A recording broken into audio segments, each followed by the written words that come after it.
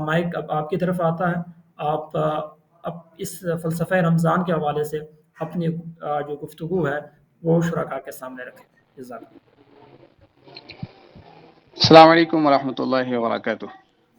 وعلیکم سب سے السلام۔ پہلے جناب شاہ صاحب آپ کو اور آپ کی پوری ٹیم کو مبارکباد پیش کرتا ہوں کہ بہت ہی شاندار اور زبردست پروگرام بر وقت آپ نے آرگنائز کیا، اور یہاں موجود جتنے بھی سپیکرز جس میں جناب ڈاکٹر سجاد صاحب موجود ہیں، ڈاکٹر فرید الدین طارق، ڈاکٹر ماجد معظم اور دیگر میڈم اور جتنے بھی لوگ ہیں، سب کا خیر مقدم، اور بہت اچھی گفتگو ہوئی۔ اچھا، مجھے شاہ صاحب کی طرف سے جو بتایا گیا تھا کہ میں نے استقبال رمضان کے حوالے سے تھوڑی سی گفتگو کرنی ہے، اور رمضان کے اندر جو ہم سے کچھ غلطیاں ہوتی ہیں اور وہ کون کون سی ہے، اور اس پر تھوڑی سی ڈسکشن کے حوالے سے مجھے کہا گیا۔ دیکھیے، رسول اکرم صلی اللہ علیہ وآلہ وسلم جب رمضان کی آمد ہوتی تھی اور رمضان نے آنا ہوتا، آپ علیہ الصلوۃ والسلام یہ دعا مانگا کرتے تھے، اللہم بارک لنا فی رجب و شعبان و بلغنا رمضان۔ یعنی استقبال رمضان کے لیے آپ علیہ الصلوۃ والسلام بالکل اپنی تیاری باندھ لیا کرتے تھے، جیسے کہ میرے سے ما قبل سپیکرز نے اس پہ گفتگو کی، لیکن میں تھوڑی سی اس کے اوپر مزید آگے بڑھاؤں کہ ہمارے ہاں کچھ ایسی کچھ روایات پڑ گئی ہیں جو خالصتاً اللہ جل جلالہ کے لیے عبادتیں ہیں، ان میں بھی ہم نے رسموں کو دخل کر دیا ہے۔ بہت ساری رسمی کام ان عبادتوں کے نام پر شروع کر دیے گئے ہیں، جن سے ان عبادات کی اصل روح مفقود ہو جاتی ہے۔ دیکھیے، رمضان المبارک کے حوالے سے بھی ہمارے عالم اسلام یا ہمارے جو ملک و ملت کے اندر لوگ موجود ہیں، یہاں بھی بہت ساری ہم تقریبات، مجلسیں اور محفلیں اور کچھ اسی طرح مختلف کام ہم نے شروع کر دیے ہیں، جو میرے خیال سے رمضان کے استقبال رمضان کے وہ روح نہیں ہے جو ہونی چاہیے۔ ہم سامان کو ادھر سے ادھر لے جانا، ادھر سے ادھر لے آنا، اور بہت سارے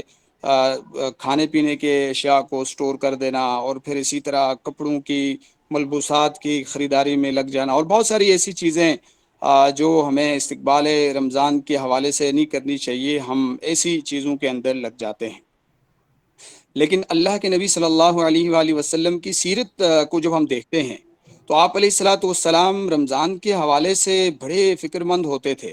آپ علیہ الصلوۃ والسلام اپنے آپ کو رمضان کے لیے چوکس اور تیار کیا کرتے تھے، اور وہ صرف کیا کام اور کون سے کاموں کے لیے؟ وہ عبادات کے لیے، اور وہ رب ذوالجلال کی قربت حاصل کرنے کے لیے۔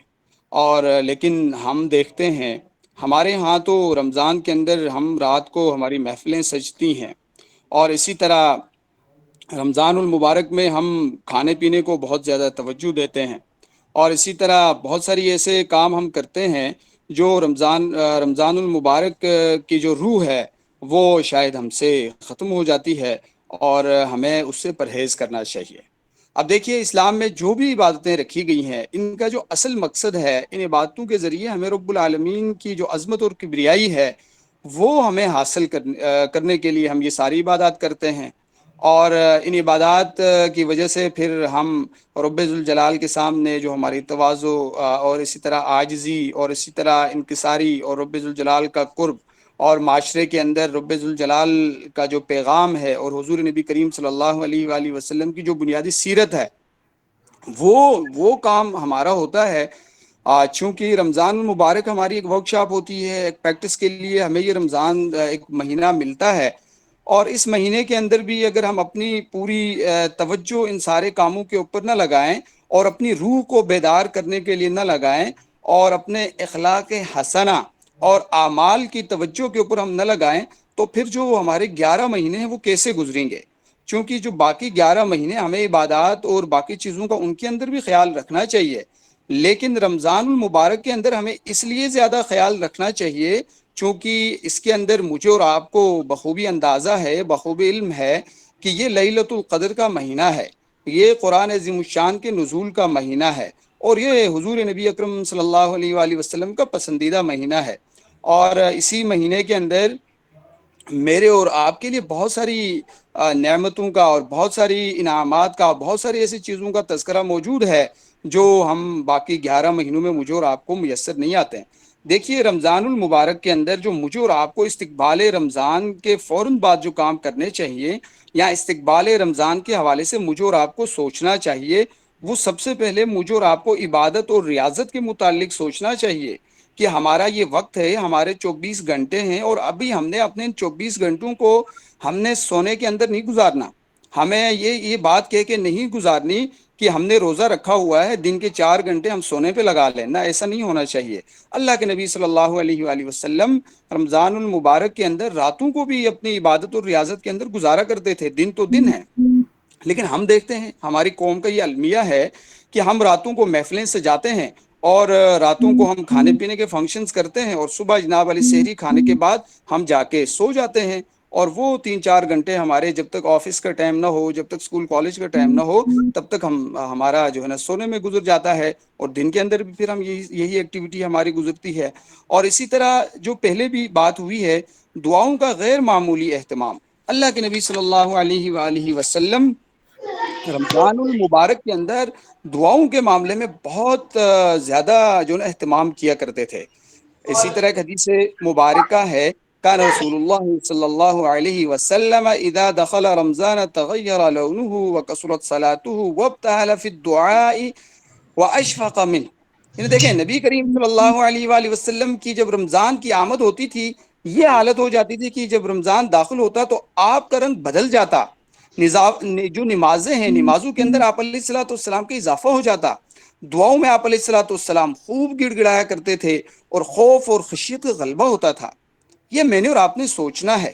کہ ہمارے اندر یہ جو اللہ کے نبی صلی اللہ علیہ وآلہ وسلم کی یہ جو کیفیت ہوتی تھی رمضان کی آمد کے ساتھ، کیا ہماری وہ کیفیت آج ہوتی ہے؟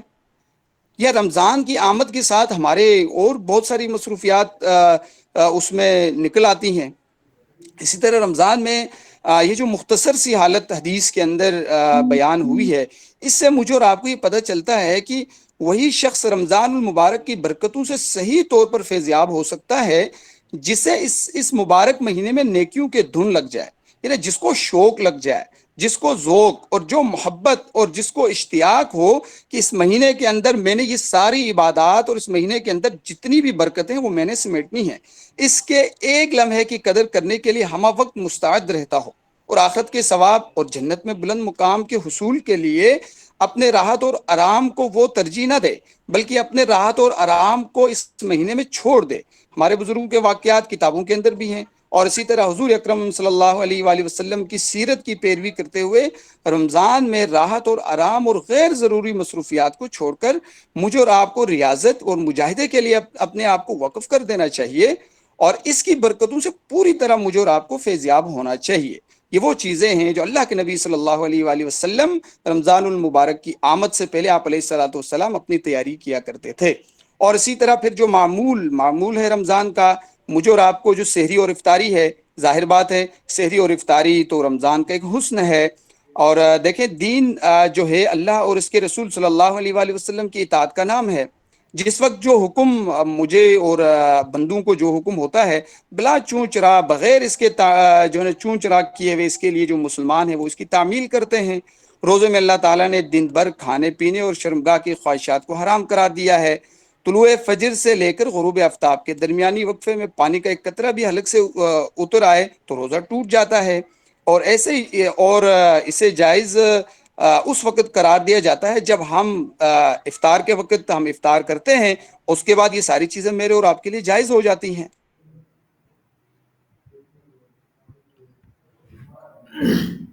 جزاک اللہ۔ مسلم کے اندر ہے تو صحابہ کا سحری کیا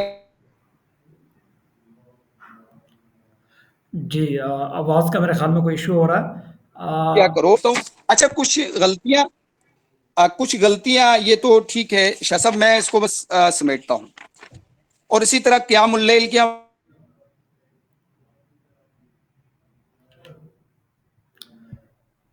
انقلابی صاحب، آپ کی آواز کا ایشو ہے، نیٹ میرا خیال ہے کہ آپ کا سلو ہوا ہے، اس لیے آپ کی آواز نہیں آ رہی ہے۔ سوالات کی صورت میں حوالے سے چاہیے، اور ہر حوالے سے اس کے اوپر ہمیں پہلے دن سے پلاننگ کرنی چاہیے کہ اس کے ہم نے رمضان کا اعتکاف کرنا ہے۔ اچھا میں کچھ ایسی چیزیں جو غلطیاں ہم سے رمضان المبارک کے اندر ہو جاتی ہیں ان کو تھوڑا سا میں آپ کے سامنے رکھتا ہوں، اور اس کے بعد اس کو کلوز کرتا ہوں۔ دیکھ سب سے پہلے ہمیں رمضان المبارک کے اندر رمضان المبارک کے اندر وضو کے وقت ہم جو ہے نا کہتے ہیں کہ بہت سارے لوگ سمجھتے ہیں کہ اگر ہم پانی جس طرح وضو کے پراپر ہمیں طریقہ ہے ناک کے اندر، اور اسی طرح باقی چیزیں فرض غسل کے لیے پانی حلق کے اندر نہ جائے، لیکن کبھی ہم سے ایسی غلطیاں بھی ہو جاتی ہیں کہ ہم اس کو پراپر جو فرائض کے لیے ہمیں وہ پورے اہتمام کے ساتھ باقی چیزیں کرنی چاہیے وہ بھی ہم نہیں کر پاتے، اور جس کی وجہ سے ہمارا غسل اور باقی چیزیں وضو نہیں ہوتا، تو وہ بھی ان غلطیوں سے بھی ہمیں بچ جانا چاہیے۔ اور موجودہ دور کی سب سے بڑی بیماری جو ہے وہ ہم موبائل کا بہت زیادہ غیر ضروری استعمال کرتے ہیں، رمضان المبارک میں اس سے بچنا چاہیے۔ اور اسی طرح موبائلز کے اندر بہت ایسی ایکٹیویٹیز ہم کرتے ہیں جو غیر شرعی ہوتی ہیں، اور ہمارے نوجوان اس کے اندر بھی ملوث ہوتے ہیں، ہمیں اس سے بھی جو ہے نا بچنا چاہیے۔ اور اسی طرح ہم غیبت کرتے ہیں، چغلیاں کرتے ہیں، اور اسی طرح ہم تجسس کرتے ہیں، ولا تجسسوا ولا یغتب بعضکم بعضا ایحب احدکم ان یاکل لحم اخیہ، قرآن نے مجھے اور آپ کو بتایا ہمیں تو رمضان میں اس سے بچ جانا چاہیے۔ اور چونکہ اللہ کے نبی صلی اللہ علیہ وآلہ وسلم کی حدیث کے اندر بھی ہے بہت سارے روزہ دار ایسے بھی ہوں گے جن کو بھوک اور پیاس کے علاوہ کوئی حاصل نہیں ہوگا، اور وہ کون ہوں گے؟ یہی لوگ ہوں گے جو روزے میں ان چیزوں سے بچتے نہیں ہوں گے۔ تو بہت ساری اس طرح کی چیزیں ہیں جن سے ہمیں ایوائڈ کرنا چاہیے۔ پھر انشاءاللہ کبھی موقع ملا تو انشاءاللہ آپ سے گفتگو کریں گے۔ ابھی ہمارے جو اہم سپیکرز ہیں ڈاکٹر سجاد صاحب، ڈاکٹر فرید الدین طارق صاحب، وہ اس پہ گفتگو کریں گے، پھر سوالات کی نشست میں جو بات ہو انشاءاللہ وہ آپ سے کی جائے گی۔